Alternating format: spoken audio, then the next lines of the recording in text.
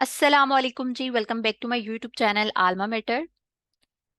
आज से हम सीएसएस यूरोपियन हिस्ट्री के लेक्चर सीरीज स्टार्ट करने जा रहे हैं और ये लेक्चर सीरीज जो है वो आपको पास्ट पेपर्स को फॉलो करते हुए मिलेगी। मींस के सिलेबस को मैं फॉलो नहीं करूंगी, यानी सिलेबस वाइज जो टॉपिक दिए हुए हैं उनको मैं फॉलो नहीं करूंगी। मैं पास्ट पेपर्स को टारगेट करूंगी 2023 एंड देन इसी तरह हम पीछे जाते जाएंगे 2022 के पेपर पे, फिर 2021 के पेपर पे, 2020 के पेपर पे, 2019 के पेपर पे। ठीक है, तो इस तरह से हमारे ये क्वेश्चंस कवर हो जाएंगे और इससे इम्पोर्टेंट मीन्स के इम्पोर्टेंट क्वेश्चन कवर हो जाएंगे, तो उनके बहुत ज़्यादा कह लेंगे चांसेस होंगे पेपर में आने के, तो सिलेबस भी हमारा कवर हो जाएगा इस तरह से।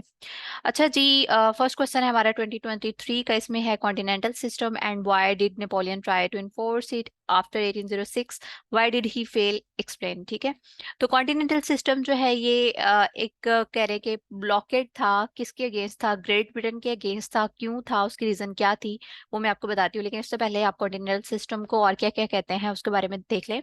इसको ब्लॉकेड भी कहते हैं, कॉन्टिनेंटल वॉर भी कहते हैं, नेपोलियन इकोनॉमिक वॉर 1806 और 1813, सॉरी 1806 टू 1813 भी कहते हैं।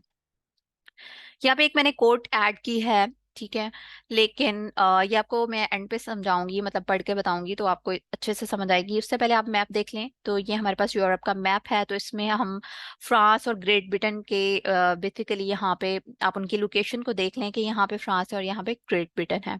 अब इनके दरमियान क्या मसला था, ठीक है, और ये कॉन्टिनेंटल सिस्टम क्या था, उसको हम ब्रीफली यहाँ पे डिस्कस करेंगे। तो वीडियो को एंड तक लाजमी देखिएगा, आपको अच्छे से समझ आ जाएगी। अच्छा जी, आपको पता है कि नेपोलियन जो है जब ये रूल में आया, ठीक है, फ्रेंच रेवोल्यूशन आया, ये रूल में आया, इसने मोनार्की के अगेंस्ट पूरे यूरोप में कह लो कि यूरोप में फाइट करना शुरू कर दी कि मोनार्की को खत्म किया जाए, वहां पे डेमोक्रेसी जो है उसको बहाल किया जाए, वहां पे लोगों का रूल होना चाहिए, ना कि मोनार्की का, ना कि फ्यूडलिज्म का। ठीक है, तो नेपोलियन एक स्ट्रॉन्ग कह लें कि एक मिलिट्री लीडर था। ठीक है, इसने फ्रांस को जब इसने फ्रांस पे रूल करना शुरू किया तो फ्रांस एक बहुत स्ट्रॉन्ग कंट्री बन गया यूरोप में। ठीक है, इससे पहले जो फ्रांस था वो एक वीक कंट्री था यूरोप में, जो कि जब भी इसकी कोई वॉर होती थी दूसरे ममालिक से यूरोप में, तो ये हमेशा जंगें हार जाता था, और ख़ास तौर पे ग्रेट ब्रिटेन से। ठीक है, ग्रेट ब्रिटेन और फ्रांस की बहुत सी जंगें हुई और उसमें हमेशा जो शिकस्त हुई वो फ्रांस को हुई। लेकिन जब नेपोलियन ने रूल करना स्टार्ट किया फ्रांस पे, तो लास्ट जो वार फ्रांस और ग्रेट ब्रिटेन के दरमियान हुई वो थी बैटल ऑफ ट्रेफलगार, जो कि हुई 1805 में। तो उसमें भी फ्रांस को ही शिकस्त हुई। ठीक है, अब नेपोलियन ने जब नेपोलियन को इस शिकस्त का सामना करना पड़ा आफ्टर बैटल ऑफ ट्रेफलगार, यानी 1805 में जो हुई थी, तो नेपोलियन ने ग्रेट ब्रिटेन से बदला लेने की कोशिश की। तो बेसिकली नेपोलियन जो है वो ग्रेट ब्रिटेन से बदला लेने के लिए नेपोलियन ने जो है वो कॉन्टिनेंटल सिस्टम जो है वो दिया, यानी एक ब्लॉकेड जो है उसको इंट्रोड्यूस करवाया। अब ये ब्लॉकेड क्या था, इसमें क्या क्या कह लें कि इसके पीछे इसकी रीजंस थी, वो तो मैंने आपको बता दी कि बेसिकली मतलब जो नेपोलियन है वो खुद को एक बड़ा लीडर पूरे यूरोप में प्रूव करना चाहता था। और जैसे आपको पता है कि उसने अफरा तफरी का माहौल जो है वो क्रिएट किया था पूरे यूरोप में मोनार्की के अगेंस्ट। ठीक है, उसके साथ साथ वो खुद को एक सुपरमेसी के लेवल पे लेके आना चाहता था, अपना एक इन्फ्लुएंस क्रिएट करना चाहता था यूरोप में। ठीक है, तो ये कुछ रीजंस थी। चलें जी स्टार्ट करते हैं। जैसे मैंने आपको बताया कि बैटल ऑफ ट्रेफलगार जो कि 1805 में हुई, और किसके दरमियान हुई? फ्रांस और ग्रेट ब्रिटिश के, यानी ग्रेट ब्रिटेन के। तो हार फ्रांस को ही। तो नेपोलियन जो है उसने क्या किया फिर? कॉन्टिनेंटल सिस्टम जो है वो स्टार्ट किया 1806 से, ये शुरू और 1813 तक ऑलमोस्ट रहा, जिसका मकसद क्या था? वीकेंड ब्रिटिश इकोनॉमी, यानी ब्रिटिश को उसने कमजोर करना शुरू कर दिया। ठीक है, उस पे अटैक करना शुरू कर दिए, बहुत सी जो ममालिक हैं उनको ब्रिटिश के अगेंस्ट करना शुरू कर दिया। ठीक है, अपने अलाइज बना लिए ब्रिटिश के अगेंस्ट। ठीक है, और ब्रिटिश की जो नेवी थी उसको कमजोर करना शुरू कर दिया। ठीक है, मतलब उनके अगेंस्ट जो है वो जंगे लड़ना शुरू कर दी। अच्छा, weakened British economy and force Britain. Nation of shopkeeper to surrender before France, यानी जैसे मैंने आपको बताया कि नेपोलियन जो है वो अपना एक इन्फ्लुएंस क्रिएट करना चाहता था, खुद को एक बड़ा लीडर जो है वो प्रूव करना चाहता था। और वैसे भी उसकी दुश्मनी बन चुकी थी ब्रिटिश से बहुत सी जंगें हारने के बाद, तो वो उससे इस चीज़ का बदला लेना चाहता था। वो चाहता था कि ग्रेट ब्रिटेन जो है वो मेरे पाँव पे आके झुक जाए, मीन्स के मेरे पैरों पे गिर पड़े, मुझसे माफी मांगे और पीस ट्रीटी की रिक्वेस्ट करे। ठीक है। लेकिन नेपोलियन जो है वो ये बात भूल गया था कि ब्रिटेन जो है वो नेशन ऑफ शॉपकीपर है, यानी कॉमर्स का जो पूरा सिस्टम था पूरे यूरोप में, वो किस वजह से चल रहा था, किसकी बदौलत चल रहा था, तो वो ग्रेट ब्रिटेन की बदौलत चल रहा था। यानी जो यूरोप है उसमें बहुत ज्यादा इंपोर्ट्स जो है वो ब्रिटेन से आती थी, यानी ब्रिटेन जो है वो एक्सपोर्ट करता था बहुत सारी चीजें जिसपे यूरोप चल रहा था। उसमें शुगर है, उसमें बीट है, उसमें डिफरेंट मतलब चीजें थी। ठीक है, कॉफी है। तो अब जाहिर है जब फ्रांस ने ब्रिटेन के अगेंस्ट एक स्टेप लिया तो इससे पूरा यूरोप डिस्टर्ब हुआ। तो उसके बाद में हम देखते हैं रिजल्ट्स क्या निकले। ठीक है।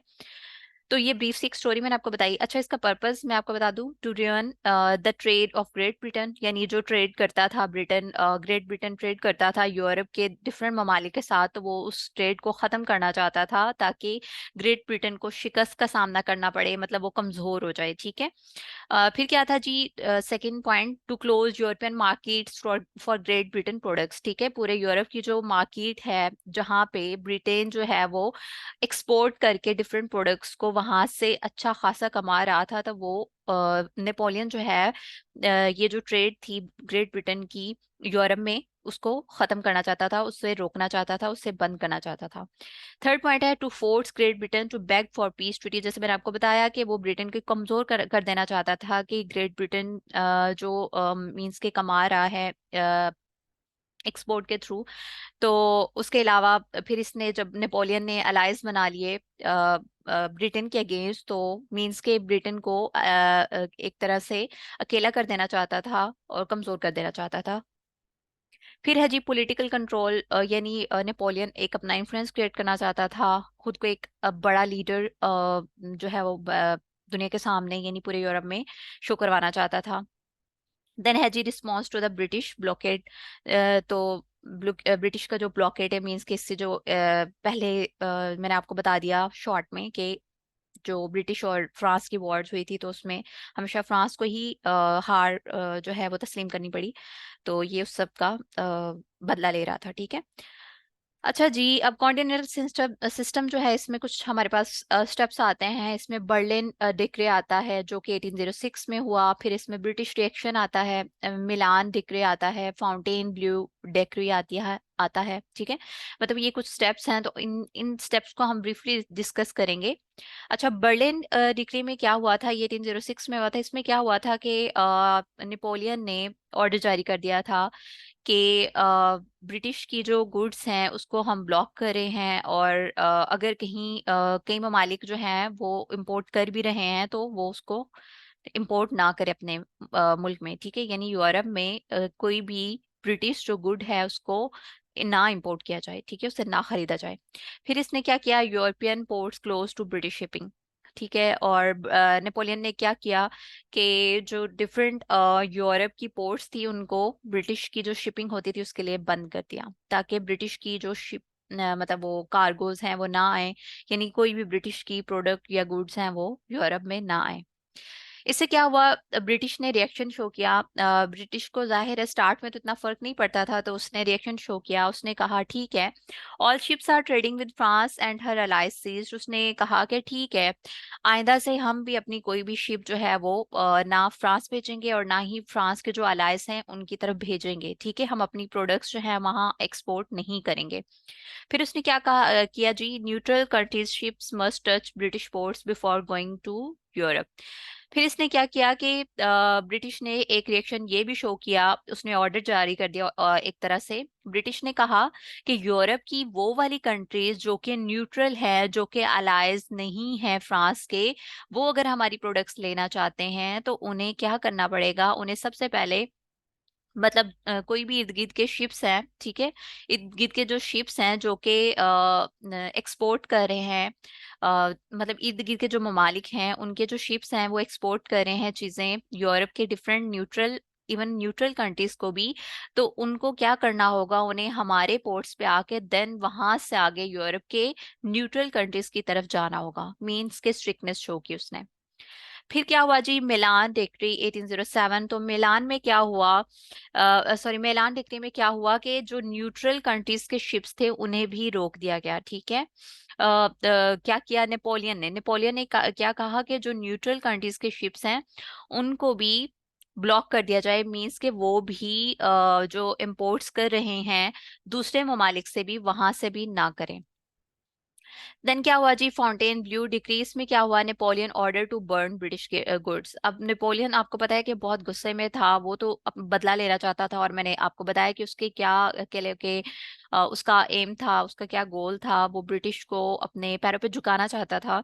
तो उसने क्या किया, उसने ओवरऑल जो उसके अलाइज थे उनको तो कहा ही कहा, लेकिन उसने पूरे यूरोप में कहा, ऑर्डर जारी कर दिया कि वो वहां पे उनके पास जो ब्रिटिश गुड्स हैं उनको जला दें। ठीक है, यानी उनके अगेंस्ट क्या लेके उनको खड़ा करने की कोशिश की कि ब्रिटिश जो है इससे बर्फ हो जाए। ठीक है।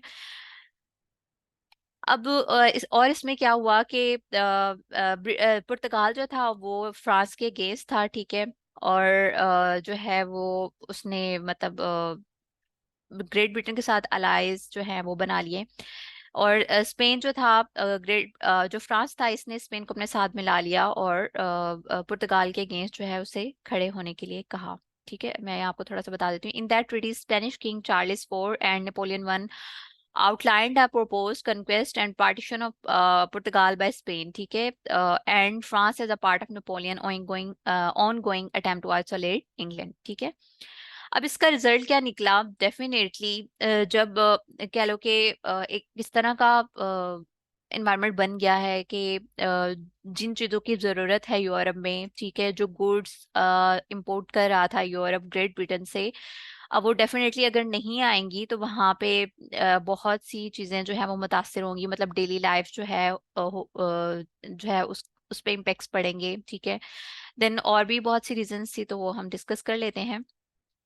लेकिन सबसे पहले तो मैं आपको बता दूं कि ग्रेट ब्रिटेन को काफी नुकसान का सामना करना पड़ा। स्टार्ट में तो ब्रिटेन ने गुस्से में आके कह दिया कि ठीक है, हम अपने शिप्स को नहीं भेजेंगे फ्रांस और उसके अलाइज की तरफ। लेकिन बाद में जाहिर है जब ये सिलसिला चलता रहा तो ग्रेट ब्रिटेन को काफी मुश्किलात का सामना करना पड़ा उसे। मतलब नुकसान हुआ बहुत सी चीजों का।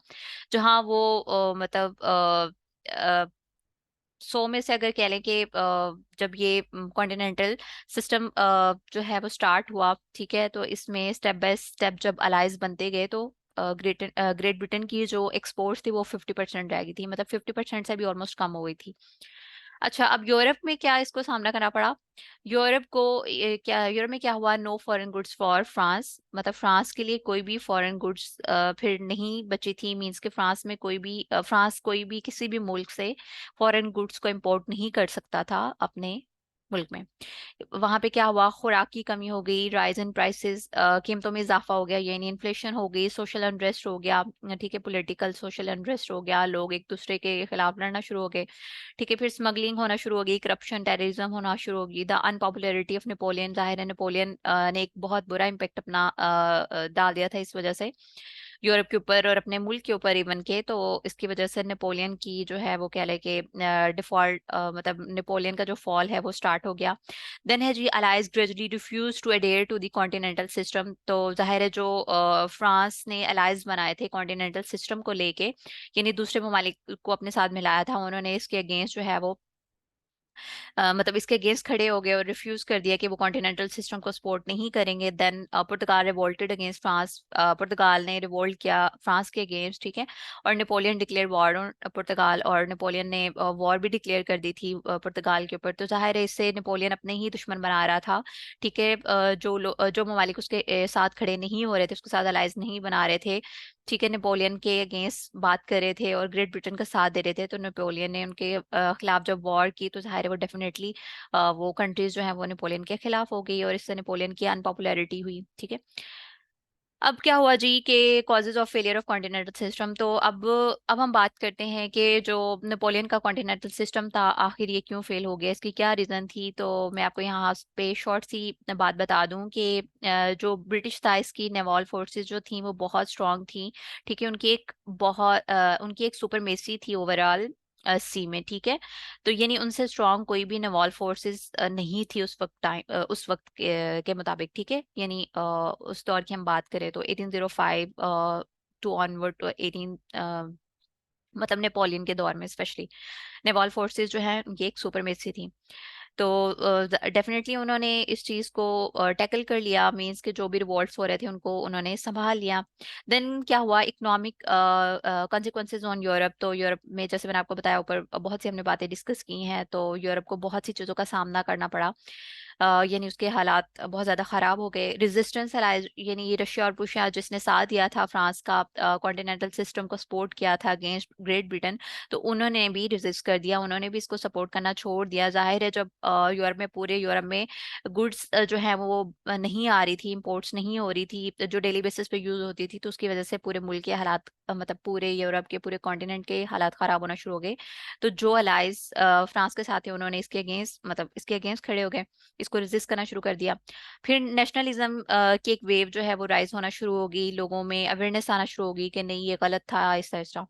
तो इसकी वजह से भी मतलब ये भी एक फेलियर था कॉन्टिनेंटल सिस्टम का। और एक लास्ट वन है जी फ्रेंच मिलिट्री डिफीट। तो इसकी वजह से क्या हुआ, जैसे मैंने आपको बताया कि नवाल सुपरमेसी जो थी ओवरऑल उस वक्त के मुताबिक जो है वो पूरे यूरोप में नेवाल फोर्सेस की सुपरमेसिस थी। और फ्रांस जो है इसकी मिलिट्री इतनी कोई स्ट्रांग नहीं थी। ठीक है, तो जब इसके अलाइज भी इसे छोड़ गए तो डेफिनेटली इसकी मिलिट्री को शिकस्त का सामना करना पड़ा। तो ये जो रीजंस थी वो जो नेपोलियन था उसके कॉन्टिनेंटल सिस्टम के फेलियर की वजह बनी। लास्ट में ये एक बुक का रेफरेंस मैं दे रही हूँ, the campaigns of Napoleon by David G Chandler. ये एक बुक है और उसका नेम है द कंपेन्स ऑफ नेपोलियन। इस बुक को आप सर्च कर लीजिएगा। अगर आप इस बुक का नेम लिख के आगे शॉर्ट समरी लिखेंगे तो आप डेफिनेटली आपको शॉर्ट समरी मिल जाएगी। और इस क्वेश्चन को जब आप डिटेल में अटेम्प्ट करेंगे पेपर में या अपने मॉक्स में, तो आप इसका रेफरेंस दे सकते हैं। साथ ही साथ मैं आपको एक छोटी सा बात बता दूं कि मैंने पास्ट पेपर्स भी सॉल्व किए हैं जस्ट फॉर योर कह लो कि गाइडलाइन और हेल्प, कि आपको डाटा मिल जाए कि क्वेश्चन में आप जो है वो डाटा मतलब एक कौन कौन से पॉइंट्स को ऐड कर सकते हैं अटेम्प्ट करते वक्त ना। तो अगर आप किसी को वो चाहिए तो आप मुझे व्हाट्सअप कर लीजिएगा, डिस्क्रिप्शन में व्हाट्सअप नंबर दिया हुआ है, तो आपको वो भी मैं शेयर कर दूंगी। अच्छा, अब हम देख लेते हैं जो स्टार्ट में मैंने कोट ऐड की थी। अच्छा जी, यहाँ पे है Napoleon's continental system was a bold attempt to use economic warfare as a tool of geopolitical strategy. He saw British naval power as a primary obstacle to his expansion and sought to undermine it through this trade blockade. ठीक है, तो Napoleon का वो कह रहे हैं कि एक बोल्ड अटेम्प्ट थी, ये नेपोलियन का जो कॉन्टिनेंटल सिस्टम था एक बोल्ड अटेम्प्ट थी। उसने इकोनॉमिक वारफेयर को यूज किया। ठीक है, और ब्रिटिश की नवॉल फोर्सेस को एक अपना कह लेके, जैसे मैंने आपको बताया कि ब्रिटिश की नवॉल जो फोर्सेस थी उनकी एक सुपरमेसी थी, तो उसके अगेंस्ट खड़ा हुआ। और फिर आपको पता ही है लास्ट पे क्या हुआ। ठीक है, तो इस कोड को भी आप कोड कर सकते हैं, और भी आपको बहुत सी शॉर्ट कोड्स मिल जाएंगी, उनको आप गूगल पे सर्च कर लीजिएगा। अच्छा, जब भी हम कोई भी क्वेश्चन अटेम्प्ट करते हैं तो उसमें आपने हर हेडिंग में कोई एक बुक रेफरेंस देना होता है, कोई एक कोड दे देनी होती है, या फिर कोई भी आप केस स्टडी जो है वो मेंशन कर सकते हैं। ठीक है, अभी इसमें तो खैर केस स्टडी का नहीं जिक्र है, लेकिन आज मैंने इंस्टा पे पोस्ट की है तो उसमें मैंने एक केस स्टडी मेंशन की हुई है की हुई है उस क्वेश्चन के अकॉर्डिंग। तो आपके कोई भी क्वेश्चन अटेम्प्ट कर रहे हो तो मैं आपको वो बता रही हूँ, मीन्स कि आप अपने आर्ग्यूमेंट्स को स्ट्रॉन्ग करने के लिए एग्जामिनर को जो है वो बताने के लिए कि हाँ भाई आपने काफ़ी डिटेल स्टडी की हुई है, कोई भी क्वेश्चन है। ठीक है, तो उस क्वेश्चन में आप कोई भी कोट ऐड कर सकते हैं, किसी भी बुक का रेफरेंस दे सकते हैं। ठीक है, उस क्वेश्चन से रिलेटेड जो होती हैं, और उसके अलावा आप केस स्टडीज़ को डिस्कस कर सकते हैं। तो इससे जो है वो काफ़ी जो है अच्छा इम्पेक्ट पड़ता है, आपको पूरे पूरे मार्क्स भी मिल सकते हैं। ठीक है, अच्छा जी, चलें ठीक है, आज के लिए इतना ही था। होप सो आपको वीडियो अच्छी लगी होगी। वीडियो अच्छी लगी हो तो लाजमी बताइएगा मुझे, ताकि मैं मजीद इस पे वीडियोस बनाऊं, वरना मैं इस पे टाइम वेस्ट ना करूं अपना। ठीक है, और वीडियो को लाइक लाजमी कर दीजिएगा, चैनल को सब्सक्राइब कर दें ताकि आपको हर आने वाली वीडियो मिलती रहे। Thank you.